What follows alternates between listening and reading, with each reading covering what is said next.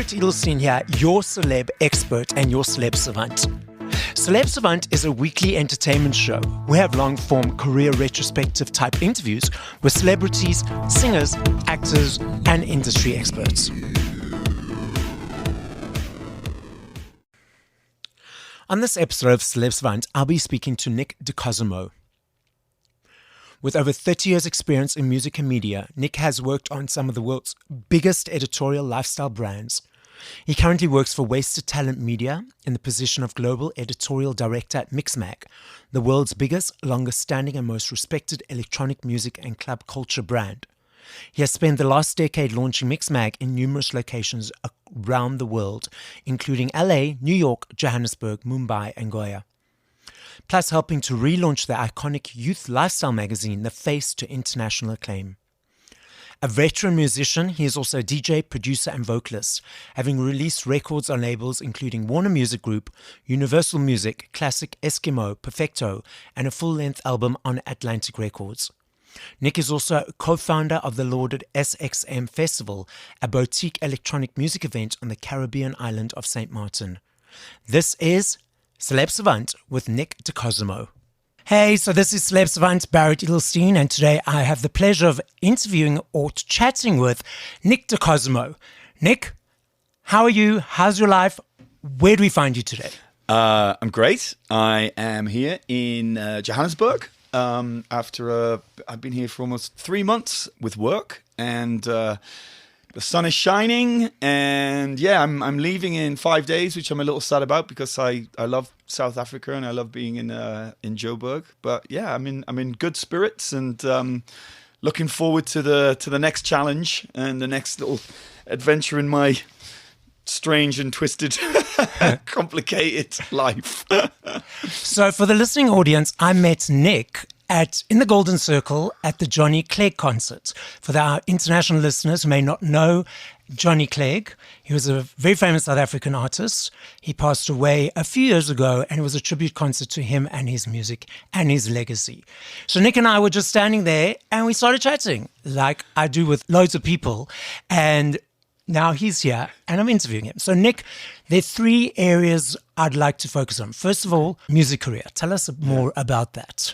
Well, just to step back a bit, I guess I've worked in kind of music and media my whole life, pretty much. I started DJing like age 14 at school parties. I used to play in school bands, all of this kind of stuff. I grew up in the northeast of England in the UK. And then I went to college and university in Scotland. So that was kind of my background. And I was always interested in music. I used to put on parties, used to promote nights. It's kind of how I paid my way through university. And alongside that, I was doing a degree in English literature. So I was interested in writing, and I actually went on to kind of have a career in journalism, in like music journalism and lifestyle journalism. My current main gig, I guess, is my main job is Global Editorial Director of MixMag, which was MixMag was one of the first electronic music, dance music, DJ culture magazines. It was launched in the 80s. I used to read it religiously as like a young kind of raver, in the 90s. And so I went through university. I studied. I was very lucky to get a job at like a pop magazine when I graduated, but I always made music as a hobby. I was DJing, producing, I was singing, and I was lucky enough to go to school with a musical genius, a guy called Anu Pillai, who was one of my best friends, and we were in a school band together. And over time, he kind of like forged a career in music, and I started to guest, like we were in a band together at school. I was a singer. He was like, Nick, I need a vocalist. Do you want to come in? And we just did some stuff like informally. This is like when by this point, I'd moved to London, and I was like living and working in London on sort of different kind of lifestyle magazines, and did music as a hobby.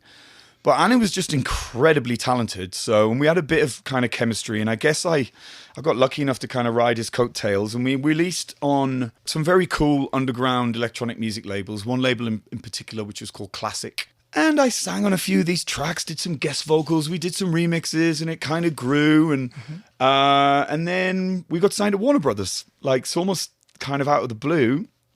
This is in like early 2000s. Okay. So I was still working as a music journalist at the same time. So I had this bizarre double life where I was sort of in this band. The band had expanded. There was like 2 or 3 singers. We were, I don't know, what were we? We were kind of quite ahead of our time. It was very eclectic, electronic, kind of multi-race, quite sort of gender fluid. A bit like, I don't know, we got compared to the Scissor Sisters, I guess, but Okay. we like more and a slightly less pop. And yeah, we made this. Well, Anu made this amazing album that I was lucky enough to sing on a few songs, and and at the same time I was working as like a music and fashion journalist. I look back, it was a very bizarre time. I was still pretty young. I was only like 28. I was working in a couple of men's magazines. I was doing stuff like I did Beyonce's first cover after she split from Destiny's Child, and I did covers like Shakira's first European cover. I used to go and book the covers and then kind of art direct them. And then at the same time, I'm in this sort of weird like underground electronic music act. So in retrospect, it was quite crazy actually. I was like 26, 27. I'd be flying to LA one week to meet with like bloody Jennifer Lopez's agent, and then I come back to be like doing tours and like these grotty kind of flea pits. And yeah, so we went through the major label system, released the album. I got some amazing opportunities. I worked with Vince Clarke, who obviously started Depeche Mode and Yazoo and Erasure and was like literally my all-time childhood hero. So I co-wrote and sang on a song written and co-produced by him, Anu, and Martin Ware, who was the founder of Heaven 17, also like a electronic music legend. Weirdly, I was at college with Snow Patrol, the indie band. We were friends. This is so funny. Like, these are all just mates. And it's funny how these things happen in life. Gary, the lead singer, obviously were very, very close at university and afterwards. So he co-wrote a song that I sang on the album, and then like just a bunch of other people. That album was amazing. There were all kinds of just like, Annie just brought together this kind of amazing kind of Jamaican dancehall MC called Bounty Killer, who's like legendary kind of like dancehall. Who else? Oh goodness me! There was Jimmy Douglas, who was like this legendary mix engineer who'd done all kinds of, he used to work with Pharrell. I think he did the Rolling Stones at one point. Bunch of people. I was just this kid that got thrown into this exciting adventure, and we ended up releasing, and I was a bit player in it. Listen, I just felt lucky to to get to kind of even just sing on any of these songs and get to work with some of these people. And the album ended up coming out on Atlantic Records because Warner Brothers had just re-released it. And this was like, I don't know, this is like early 2000s. And long story short, it just didn't go very well with the major label, and we went through the ringer and ups and downs. And it was at a time, especially in UK music, where electronic music and dance music was in a bit of a dip. Yeah. Social media hadn't really taken off. It was hard to promote. If you were part of a subculture or a niche thing, it was a little more difficult to promote. You had to have backing from Radio 1. There were a lot of politics. Yeah. We were in this major label system where we'd gone from like quite sort of light, fleet of foot sort of independence. So we got lost a little bit in there. And also as well, I think Anu made this, I listened to the album again. The album is called Strangest Things by a band called Freeform 5.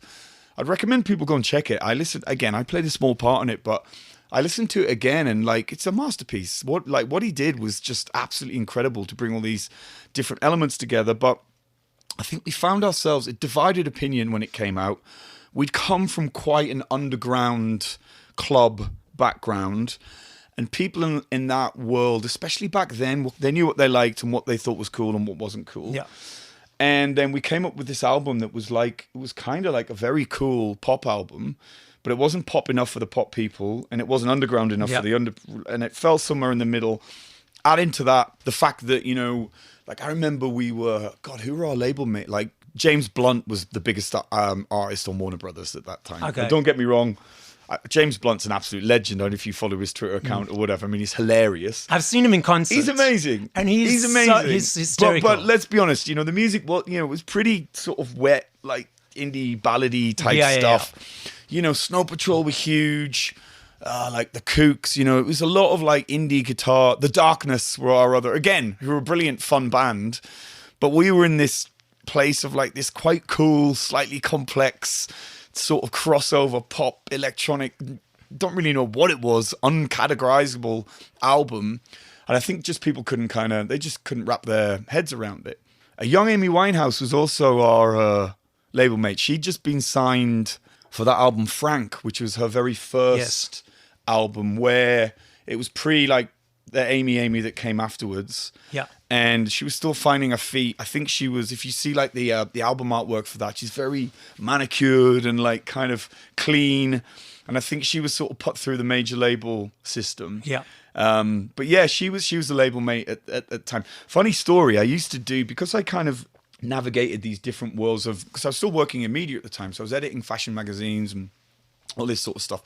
So I used to do, as well as like the kind of proper gigs and shows, I used to play like corporate parties or, whatever for like a fragrance brand or whatever, this kind of stuff. As a DJ. Yeah. Because I love music. It was a paying gig. It was fun. I remember I got booked for this gig in Camden. I think it was like a fragrance or some beauty company. Got booked to do this gig. And it was like quite small. It was fun. It was like, okay, Nick, you'll go on. And then, then Amy Winehouse is going to come on and sing a few songs. And I was like, fucking Amy Winehouse. I was like, because at this point, she just disappeared after that first album. Yeah. Like, nobody like seen or heard of her for, I don't know, a long time. And I was like, Amy Winehouse. I was like, oh my goodness. I was like, so did the DJ set and was finishing, turned down. And this creature appeared with the hair and the tattoos. And like, I think it was possibly one of the first, like, it was the first time I hadn't seen her for over a year or whatever. Yeah. I'd seen her at like a Warner Brothers Christmas party or something, Yeah, she just, this creature appeared of like with the beehive and the hot pants and all the tattoos, and like started singing. She had a guitarist, and it was a lot of the, that early style and, that she became like renowned for. Yeah. And I was just like, wow, what has happened here, man? This is incredible. So anyway, sorry, that's a little digression. But so I got to live this, I'm working class boy from like a mining town in the northeast of England. Came from pretty humble beginnings, but man, I've been lucky to get to do some of the stuff that I got to do. And so I was living in London. The Warner Brothers experience didn't work particularly well. We got dropped. We got spat out the other end. I was still doing my journalism stuff. I was living in West London, like near to like Ladbroke Grove and Notting Hill. So near like Psalm Studios, where everything from like Grace Jones's, Slave to the Rhythm was recorded there. It's like legendary. So I was living in this area where there was just naturally a massive musical heritage. Loads of sort of that 90s. It was like a tail end of quite a golden age for that part of London before things started to gravitate a little bit more east. Okay. And yeah, just got to make friends just like by hanging out in pubs and bars and stuff, like with some of these like amazing people. And then our band Freeform 5 we got the album back. It got re-released on its cool German label called Fine, along with all of the remixes. It did quite well. And there was one song in particular, which is a remix. I don't know if you've heard of an artist called Milo. I don't know if this guy was big here, but in the early 2000s, his album, you might know, Motherfucker Gonna Drop the Pressure. Yeah, of course, yes. Yeah, okay, right, yeah. So Miles was a friend from Scotland. He sort of he kind of restarted the electronic music, the dance music scene in the UK on the back of this album. It's called Destroy Rock and Roll. And it became huge. And we'd collaborated. Freeform 5 did a remix of one of his songs, which is called Muscle Car, which ended up on the album. And then we kind of did this tour together, and he did a remix of one of our songs, which is called No More Conversations, which was this like kind of an early electro house kind of big dance floor song. Anyway, basically just took on, it grew and grew and grew and grew, and it kind of became like for a couple of years, like in the early 2000s, it was like the biggest dance music song in the world. It was quite crazy to see it happen. So all of a sudden, the phone started ringing again for the band, and we started to get booked. And we toured Australia, we played Belgium, we went all over Europe. We were getting all of these kind of big kind of club gigs again. And it was like, oh, okay, right, here we go. And then Universal picked the record up and signed it, for like a one-off deal with a view to like doing an album. Yeah. So we were all like, I was like, like, okay, so are we doing this again then? All right. And it was there that it was, God, what was the imprint? The imprint was called Apollo. It was headed up by a guy called Matt Jagger, who was this quite mercurial figure in the UK sort of dance music scene. And he'd done 2 previous records. I think one was DJ Mech, and the other one was the re-release. I remember that Elton John song, Are You Ready for Love? Yes. Are you ready? Are you ready for love? So that was a reissue of a 70s track that he's done, the disco track that he'd done. And that went to number 1, I think. Both records on this imprint, Apollo, had gone to number 1. And again, everybody at Universal like, you're going to have a number 1 record, guys. Get ready to be famous. So I was like, okay, well, we'll believe it when we see it. And anyway, long story short, they fucked it up. How? There was some back and forth with Radio 1. There was some stuff going on with the video. There was some internal politics.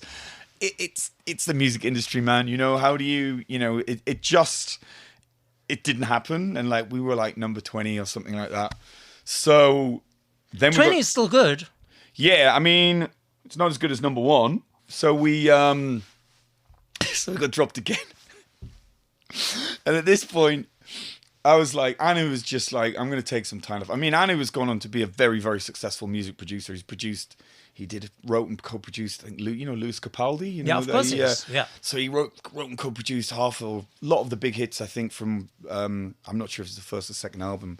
Does stuff with Roisin Murphy, Little Boots, but he's a genius, So, but he was like, I need to rest. And I still had my, I was editing a fashion magazine at the time. And literally in the same week I was getting dropped by Universal, the fashion mag got closed down and I got made redundant. And I was like sat at home twiddling my thumbs going, oh, okay. All right, is this more, well, I've had a good run of luck, maybe And I was temping. I was helping my friend, was editing a men's fashion magazine called Arena. And I was sat there sort of licking my wounds, deputizing for him. He'd just been made editor of Arena. And he was like, Nick, MixMag are looking for a editor. This is 2007. And I swear to God, I was like, fuck off. I was like, I was going to be on the cover of MixMag 2 months ago. So I was like, I guess I saw it as a bit of a step down. He's like, Nick, you do 2 things. You make dance music and you edit magazines. You should go and speak to them. Yeah. I was like, yeah. So I sent an email and I think they'd already just about appointed like a new editor. And literally the managing director, Jerry, he called me in and we had a 20-minute chat. And he was like, look, if you want the job, it's yours. So what happened to the other person? I never found out who it was, but I think it was somebody on my team. And over time, I earned his respect and we became very, very good friends. And he went on to become a pretty successful music producer as well. Okay. So, yeah. And then I started literally a week later. So just going back to the music. It's similar to the way David Guetta and all these other DJs are doing their music now. Kygo, collaborating with different artists. Do you think that you guys were before the time?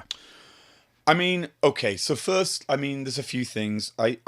Firstly, again, I can't overestimate my contribution to this because my friend Anu, it really kind of his project, and I was the guest vocalist, helped a bit with ideas for production and whatnot. So that's the first thing. Secondly, I think, collaboration has always been a big part of dance music since its birth. Yeah. So if you go back to Chicago House or whatever, a lot of it was all guest vocals, loads of collaborations with a lot of gospel swingers from the American church or different players. So I think the collaboration aspect has been in the DNA of dance music from the start. I guess because of just how the music is made as well. It's rare. I mean, you do have now bands who also collaborate and make dance music, but when dance music really, really kind of took off, so the mid 80s onwards, it was solo or producers or production duos who worked in a studio. Yeah. They made the tracks, whoever it is, Frankie Knuckles, Masters at Work, David Morales, all of these kind of classic American house music names. They would make the tracks and then they would bring a vocalist in, or maybe they'd bring a bass player in to do a bass session or so. It wasn't a band in a room coming up with, you know, in the way that like the Beatles or whatever, or Earth, Wind and Fire, I don't know, would kind of produce their music. So I think that spirit of collaboration has always been like a key part of the culture. I think Freeform 5 were ahead of our time for a UK act anyway, because what Anu did quite marvelously was contribute a lot, combine a lot of live instrumentation with electronic stuff and programming, which wasn't happening quite so much, especially not in the UK. You had acts like Masters at Work, Mondo Grosso, different sort of acts like American or Japanese acts in the 90s were doing it, but it wasn't really happening so much in the UK. So I think from that perspective, without a doubt, like Anu was definitely ahead of his time. But in the beginning, they would collaborate with lesser known artists. Whereas when I think David Guetta was the first one to start with, you know, Well, he did the stuff with will.i.am, yeah, which was big. I mean, I wouldn't, you know, there were, I think what happened, I mean, listen, David became huge, you know, he's a bit of a divisive character in the dance music world, because people, you know, he's sold out or he's too big, or a nicer fella you'd never meet. He's an absolute sweetheart, and you have to give him credit and respect for what he's done and what he's achieved. It's pretty mad. The length and breadth of his career is quite astonishing. I think what happened was he was there when American hip hop finally started to take notice of dance music. So this is like mid noughties, I guess. will.i.am from the Black Eyed Peas jumped on it. Then all of a sudden you had, you know, good and bad, like crossover tracks where American, previously either hip hop, rap, or R&B artists were collaborating with European, mainly like electro kind of house, slightly, you know, it was slightly on the more commercial side of it. And you had this new kind of hybrid sound, which became, I mean, it was huge for a long time, you know. I mean, it brought what you would call European dance music to until then a new kind of kind of Black American audience, or lovers of like, you know, Black Americans, hip hop, R&B, you know, and rap music. I mean, of course, the irony is house music and Detroit techno were created in the US, but they were seen as, it was niche music. It never, you know, it was big in New York, it was big in Detroit, it was big in LA, Chicago, it was big in New well? York. Chicago is where house music was born. House music, but it was quite a gay, black, niche, underground kind of movement. It wasn't until, we call it like the EDM explosion happened, and the music came back to the US from Europe in many forms. But your average American punter has a lot of them had no idea, you know. They just thought, well, techno is it's a white German European thing, or Dutch, or Dutch, which is irony, and this led to, I mean, it's led to quite a lot of conflict actually, because I think because I'm a bit older and obviously I grew up with it, so I just assumed like, well, of course house music is black gay American music, or of course Detroit techno was created by, you know, a niche underground scene of like black visionaries in Detroit. But you know, if you're a 15-year-old kid from Antwerp or a 15-year-old kid from Kansas and you're only hearing it, then you might not have that perspective. So there was quite it was during the Black Lives Matter movement and stuff, you know, there was quite a lot of friction. There wasn't the recognition amongst a lot of the new fans about what the history of this was, and a lot of black artists were like justifiably pretty pissed off about it. So it's interesting. So my job at MixMag, when I became editor, obviously, like I said, MixMag was like the Bible for all of this kind of stuff. And we'd been telling these stories. I remember reading these stories in the 90s. It was all about Black America, house, gospel, you know, that was where this sound came from. So it was always in my DNA. But again, if you come through the pipeline through social media or what everything else, or you're not as passionate about it, you might not know about it. So we actually, at MixMag and quite a lot of other publications, kind of went on a bit of an education mission to kind of re-educate a lot of the new fans about the history of this music and sort of, you know, where it fits in. And that was part of the wider narrative about, you know, the Black Lives Matter movement, and telling some of these stories that I guess someone like me, this is my bad, has just made the assumption of thinking, well, of course people should know this. So we made a concerted effort to at least try and shine a spotlight on some of that historical stuff, which we still do. I think it's spearheaded now. I mean, my role at MixMag is a bit more, I'm like the mad uncle who gets to travel the world and do these like event series and meet amazing people. But I've got a great team of pretty, very conscious and kind of motivated younger staff members who are incredibly thoughtful, actually. I really, it's great to get to sort of talk to them and get their perspectives on stuff. Because I'm in my late 40s now. So when I get to travel, I get to meet amazing people. But, you know, you obviously... there's still a bit of a distance between that and maybe your core demographic. So it's good to have input from those guys. None of this music is created in a vacuum, you know, and the Chicago house is a specific sound with a specific history, with specific players that help contribute to that. But obviously they were influenced by Kraftwerk, or they were influenced by a lot of the new romantic acts, Depeche Mode, a lot of the European kind of synth acts, but they were also influenced by the legacy of disco and soul music. And the church, you know. But then all of that came together at this beautiful time and a place where there was mainly Black, Hispanic, gay, hedonistic culture. The technology, the entry level for price came down to a certain level that it meant that more people could afford the basic equipment.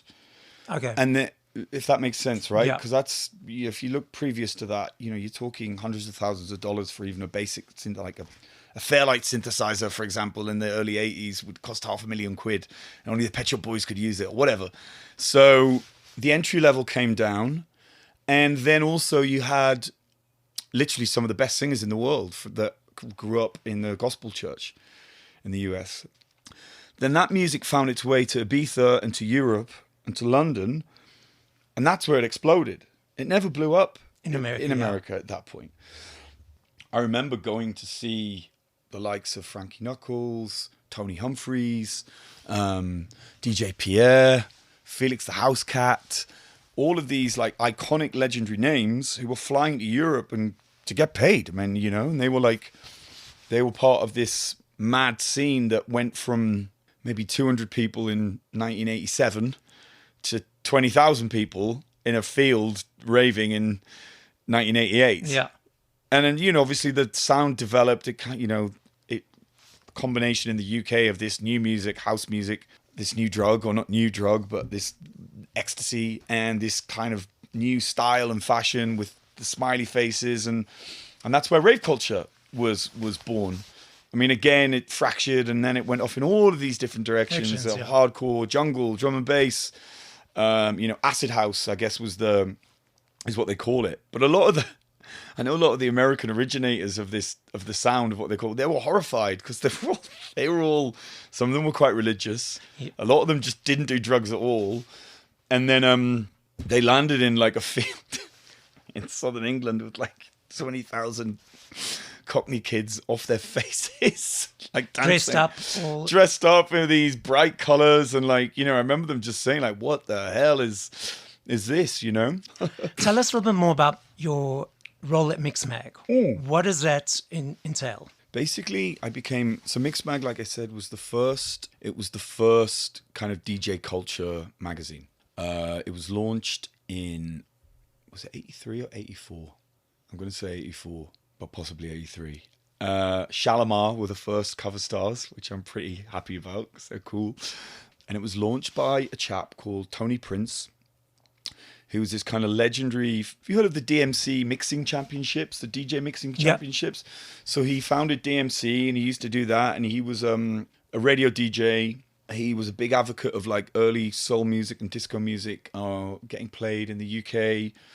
He mentored like Pete Tong and like a lot of other like legendary character. It was Tony launched it as like a free sheet for kind of like mobile DJs, and it was a free sheet, and it basically, you know, it was pre-internet social media, so it connected DJs and they could write in and ask questions, and you know, they'd in the early days they'd do stuff like, you know, like have like write an article about is it acceptable to talk on the mic between records and all of this kind of stuff. It was brilliant. But it was very much also championing like what was left of disco, this new like electronic music, black soul music. Carl Cox used to contribute. You know, he was a soul DJ like back in the late 70s and early 80s. And then it took off. And then when the Acid House thing happened, it became like the voice of the dance floor, basically. And in the 90s, it was like a super, super big deal. Everybody from, Fatboy Slim, Carl Cox, the Chemical Brothers, Underworld, like all of those seminal, Sasha, like 90s sort of big kind of dance music, electronic music acts were on the cover. And I became editor in 2007. If I'm honest, it was not the best time for magazines. It was a bit of a difficult time for dance music. We didn't really have a digital presence, and a lot of magazines were closing. So yeah, I spent 4 or 5 years working in London, like basically trying to transfer to being a full like digital business with a website. We started to do events. We started to do early DJ streams. Yeah, we did. We launched a thing called the MixMag Lab, which is like our weekly DJ streaming show. And basically, it started off as it's quite a cool story actually. In the 90s, a lot of these big DJs would they'd drop by the MixMag office on a Friday afternoon before they had a gig, like later on in London, and they'd just play records for the MixMag team, just like vibe them up for the weekend. But MixMag on a Friday afternoon was like, you were so jealous. That was the place to be. Like normal, like Fatboy Slim would drop in and play some tunes, and they'd be getting the beers in, God knows what else. I was like, okay, we're going to take that idea, but relaunch it for the digital age. And we did the same thing. But then I said to Jerry, the MD, I was like, Jerry, I'm sorry. I'm kicking you out of your office. I'm turning it into a nightclub. He's like, what? I was like, trust me. So we painted this tiny room in the corner of the office. I mean, the first one, we literally had one GoPro. That was it. But the first 5 acts, so the first act were Orbital. Second one was Fatboy Slim. We had Disclosure, Solomon, Carl Cox. I can't remember that. It was ridiculous. And you can go back, you can find some of these streams online. Like, they're quite funny because it was early days of all the technology. It's just like one GoPro. Audio, quite decent audio. And we'd have like, sometimes, we'd have like Rudimental played, and we had to go to press with a magazine. There was a problem. And I'm like proofreading pages to try to go to press. Remember one time there's some MC was just like in the corner. Everybody else is drinking and partying. And normally I'd be there, but sometimes if we had to go to press, we had to go to press. I remember like reading this proofreading this page and like nodding my head. And some MC was like, look at the editor! Like shouting over. It's chaos. I mean, it was madness. What a joyous time. So 30, 40 people. Anyway, this idea it really took off. It got bigger and bigger. And then in 2013, I had an opportunity to go to America to launch the MixMag Lab there, and then to launch MixMag in the US. So I did 2 years in LA, really massive success. Then I did 4 years in New York. So we had an LA office, a New York office. We did the lab in LA, the MixMag Lab in New York. Bunch of other stuff. We launched we had a big a bunch of offices, did a lot of activity in America. And then in early 2019, we just done a global deal with Budweiser, where we were doing, it was amazing, these BudX activations that they do, which, like hand on heart were true. Like, I mean, they did some spectacular stuff. And I got to we did like these BudX Cities events. So we did events in Tokyo, in Paris, where else? Ho Chi Minh City, all over the world. And they also loved the MixMag Lab. And they were like, we'd like to do it in Johannesburg. So I was like, I'd been to South Africa once before because I've known Black Coffee for quite a long time because he did a MixMag cover like 10 years ago. And obviously you can't work in dance music and not know about the South African music scene. Yeah. And I'd actually came here in, oh my goodness, I think 2017. And I did an interview, I did a little mini documentary. It was a series called The Global Dance Floor, and it was like a series of little mini documentaries about like how dance music brings people together around the world. It was with Smirnoff actually when they were doing a lot. They were doing this equalizing music campaign where they were trying to tell different stories of sort of lesser told narratives and like the positivity of dance floor. Anyway, of dance music. And I interviewed Natty, so interviewed Black Coffee, DJ Fresh, and Tim White used to run the record shop that Black Coffee used to go in as a kid after school. Oh wow, it was amazing. Yeah. So he used to go in his school uniform, listen to it was a famous record store, And DJ Fresh, obviously, is now a very famous broadcaster. He was a house music DJ. That guy's got charisma, man. I spent like an afternoon with him chatting. What a cat. He's amazing. And I think at this point, dance music, it was huge. It was mainly imports. You know, there was a South African scene. You had Kwaito and you had your own scenes here, but no internet. If you wanted to listen to a track, you had to buy vinyl. And, you know, that came on an import. It was expensive. Anyway, they did this DJ Fresh compilation. It was one of the first CDs that had all of this music on it. And it was ridiculous. It like sold 100,000 copies in like a week or something. Like, it was this huge, huge success. It was Black Coffee's idea to tell the story about this. I think it was called like Fresh, DJ Fresh Volume 1. He wanted to tell his story because that was like almost the birth of Afro House in a way, because then it exploded. And obviously you had more and more kids in the townships had access to it, or just like everywhere around the country. And again, the entry-level technology prices came down, and the level of talent that you have in this country is ridiculous anyway. So yeah, and that was like how it snowballed from there. And here we are now with Black Coffee's the world's biggest DJ and blah, blah, blah, blah, blah. So anyway, so I had been here once briefly in 2017. I'd only been here for a short time. I absolutely loved it. I just had the best time. I think I don't know, man. There's the Brit thing. There's a sense of humor thing that's connected. But the food, the music, the people, like, I just fell in love with the place. And I had the opportunity to come back again in 2019.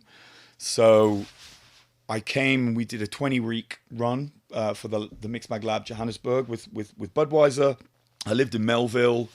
It was before the pandemic, like particularly Melville at that time. For me, it just seemed like paradise. Like, it was this cross-cultural, it was that bustling, the Melville Strip. And it was just like, and after living in New York, and where, look, I love America, I love American culture and everything else, but it's different. And there's a lot of money involved, and the sentiment can be slightly, it's good and bad everywhere, but that constant rat racy, hey, what do you do type thing. Yeah. Coming to Joburg and living in Melville, and it was just like the antidote to that. And I was like, I could spend like forever here. I just loved it. I loved it. So we did like this 20-week run. Then I went back to New York for a bit. And then the opportunity came to go to Mumbai to do the lab again with Budweiser. And in the back of my mind, I was like, okay, I'm fixing myself up here to not have to live in New York anymore, get to live this kind of blessed lifestyle where hopefully I can spend a bit of time in South Africa, a bit of time in India, and a bit of time in Europe, in the not in suicide February in London, get to London when it's nice for the 3 weeks of summer that we have, right? When it's not a heat wave. Well, yes, I know. Well, there you go. That's an irony. Anyway, so I went to Mumbai and I did the MixMag Lab there. It was a roaring success. We were building up to like, okay, we're going to come back to South Africa. We're going to do some more stuff in India. This is great. And then in March 2020, I don't know, everybody seemed to catch the flu or something happened. I can't remember exactly what it was, but there was something. So I found myself in a situation where me and my now ex-partner, pandemic stuff anyway, still on good terms though. Hello, Pauls. We'd taken a house in Goa because she was an artist and she'd lived in Goa on and off.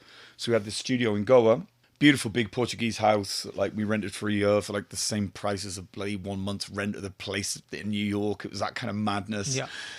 And so we had this safe sanctuary, thank goodness, after literally being on 4 or 5 flights a month, flying all over the world, managing offices, literally sat in my loincloth in the jungle in Goa, slowly losing my mind for 2 years. Why do you say losing your mind? Well, not losing my mind. I mean, it was like everybody else. It's like, pandemic stories. My board of directors were very kind, to take a big pay cut like everybody, and I sat and we worked through it, and I worked remotely. Probably worked harder during that time than any other, actually, because it was stressful. There was a lot of uncertainty. The pace of life for me was a massive, massive change. It's quite a workaholic, live wire, slightly, borderline mentally ill kind of person anyway, like quite obsessive about stuff. Now I'll just stopped, Forcing you to stop. Yeah, and which in many ways was good, actually, because it required me to just take stock a little bit of like, because I've been working too hard and I was going to burn out and everything else. But also, like India is, Goa is lovely. Goa's beautiful. It was a great place to be. It was a big house. It was cheap to live. I'll be forever grateful for the shelter that India gave us during that time. But India can be quite a difficult place to live as well. So when the heat starts getting out of control, can't leave the house, can't go for a swim. I think the other thing is with the pandemic, I think everybody had their own thing that they needed to go through. But then I was dealing with stuff like really bad prickly heat to the point where I was like in agony, and I'd get up. My entire time was spent just sat in front of a fan that was for like a month. And then the monsoons came, and then shit gets really crazy because these old houses, like you pack up your house and you leave for monsoon.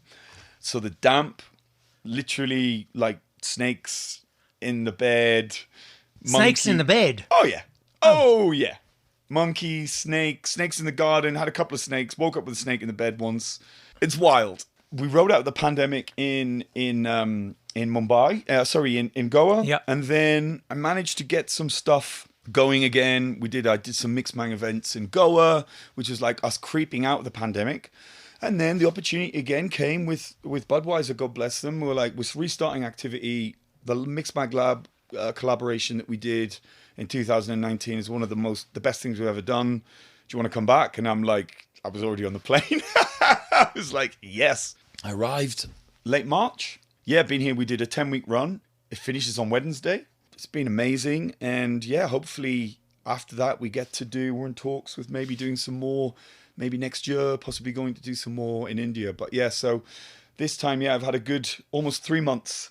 Is there still a physical edition of the MixMag? We had to suspend the print edition in the pandemic because it just wasn't viable. So we do digital covers, but we do one-offs as well. So sometimes we'll do a one-off Ibiza special. We'll do around some of the different sort of dance music conferences. But sadly, no, currently there isn't a monthly print edition anymore. However, never say never, because there may be an option to relaunch that. But we focus mainly on a lot of video content, website, event stuff. We have 15 offices around the world. So there are print editions in some other territories. There's one in Brazil. Okay. There's one in Japan. Yeah, so there are some other print editions. But the main UK one is currently on a hiatus. But I can't talk too much about that. But when I go back to London I'm going back in August, that is one of the things on the agenda. So we'll see. It's interesting for me because MixMag is very much niche. And you had these UK magazines like Smash Hits #1, which was about the pop music and was targeting what most people were buying. And they folded very quickly. And yet MixMag has been carrying on. It's quite amazing, isn't it? I think, underground and like niche kind of fans are more diehard, I think also as well that what happened for us, or what from a business point of view, dance music, electronic music started to get very big globally, particularly in the US. I mean, the explosion here is huge. It's exploding all over Africa, Asia, India. And as the kind of most authentic heritage brand, and I say that truthfully, we were in a good position to be able to do stuff like the MixMag Lab, which isn't magazine content, but it's video content where you go, it's video, it's streamed, it's with the sponsor, we make revenue, but we also get to do great content. I mean, I've been so lucky with the place. I've got to put on these events and meet just the most amazing people in like LA, Miami, Detroit, Paris, London, Sydney, Mumbai, Goa, Johannesburg. It's really, again, never take any of this stuff for granted. It's really quite amazing. But a lot of that is on the back of like, dance music and DJ culture is rapidly becoming now. It's not really niche anymore. Yeah. I mean, a lot of the underground stuff maybe is, but Black Coffee could, sell out a 50,000 stadium arena now if he wished. Yeah. He's Grammy nominated. He's just Grammy won. Sorry, Grammy won. Yeah. Yes. Sorry. And just co-produced tracks with Drake. Drake just went behind the decks with him at Black Coffee's show in High in Ibiza. It's a big global scene now. So, that's been good. Obviously with the pandemic, that kind of knocked everybody sideways a bit, but it's just amazing to see all these events coming back and people traveling again and going to festivals and yeah. So like the Tomorrowlands and those type of festivals. I mean, anything from Tomorrowland to the smaller niche festivals to Lighthouse Festival. I co-founded a small boutique, like underground house music festival called SXM Festival, which is in the Caribbean. It's like half French, half Dutch island in the Caribbean called Saint Martin or Saint Martin. Okay.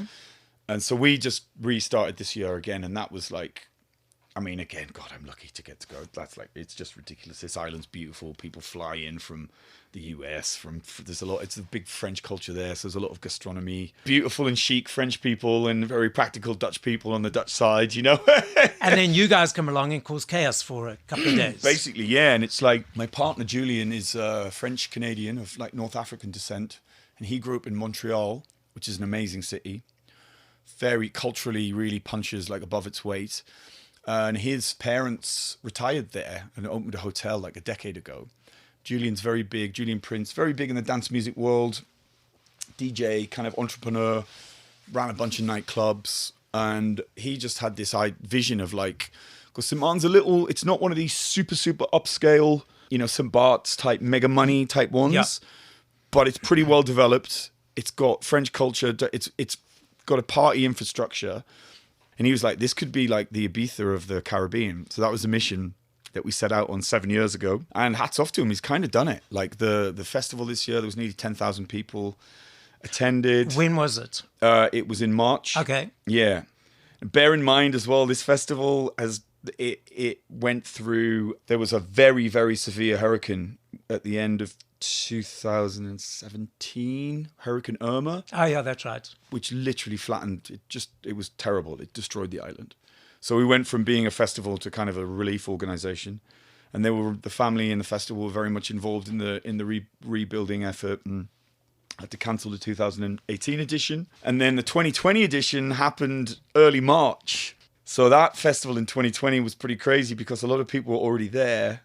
And wow. Yeah. Did they get stuck there? Some people got stuck. It was nuts.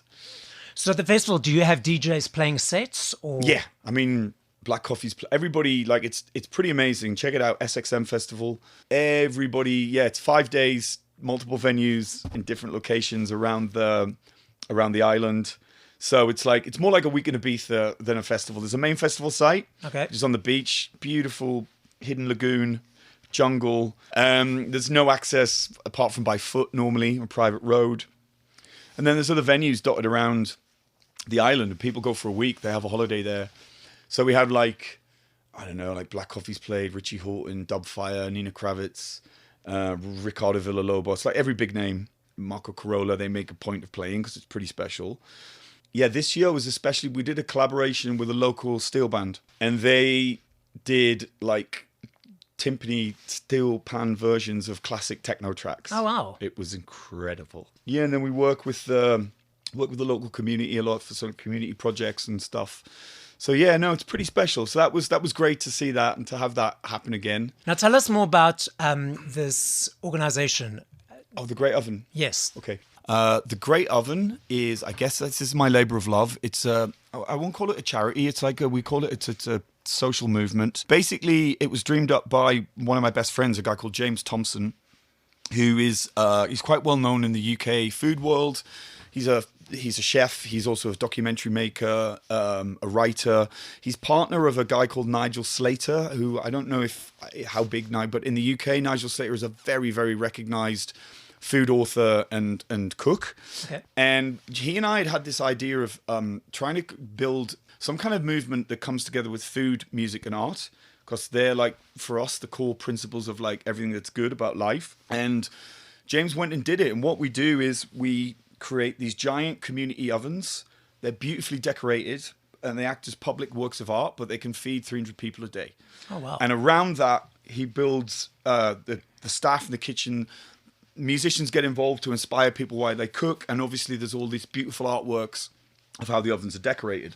All kinds of people from various marginalized communities. They would train and give skills and inspire through the ovens. And then the idea is the ovens act as these focal points of community cohesion. And then they get to open their own restaurants, or they start their own business, or they're inspired to whatever it is. So yeah, the organization is called The Great Oven. If you check on Instagram or just the website, yeah, this is one where I feel I can pull all of those skills together and actually do something that matters. So, and that's great. Your top 5 favorite songs by other by artists, off the top of your head. Oh my God, you can't ask me that question. Are you out of your mind? I've been told, yes. Oh, God, it's like asking to pick your favorite child. First 5 that come to mind. Okay, the Love Theme from Spartacus by an artist called Terry Callier. Window Licker by Aphex Twin. Riverman by Nick Drake. Two more. Okay, As by Stevie Wonder. Finally, we'll have Finally by CeCe Peniston. Because I got to represent some dance music. That's a little snapshot, but there are so many. I know, that's why I love this game. I hate this game. Everyone hates it, I love it. As a final message to our listening audience, what do you want to say to them? Thanks for having me and allowing me to chat. Thanks to South Africa. I know you're global, but for providing a home again, and I'm looking forward to coming back. And I guess, what would I say? I guess the main thing is, I don't know, I hope some of this has amused you. Maybe it might inspire people, particularly young people, that, you know, you can go out and there are jobs in media and music, and there are ways to do this and feel kind of creatively satisfied. I think the most important thing would be, please go and check out The Great Oven. We have an Instagram page. If you just search The Great Oven on Instagram, or just search The Great Oven online, that truly is my labor of love. It's a really, really wonderful project. And yeah, any support, there are donations pages, but it's generally just about awareness of the project. And yeah, maybe you're a person out there that can help us. Maybe you're based in Colombia, or maybe you're based in Lebanon, or maybe there's something to do with the organization that chimes. If so, please reach out. And thank you. So this is Celeb Savant signing out.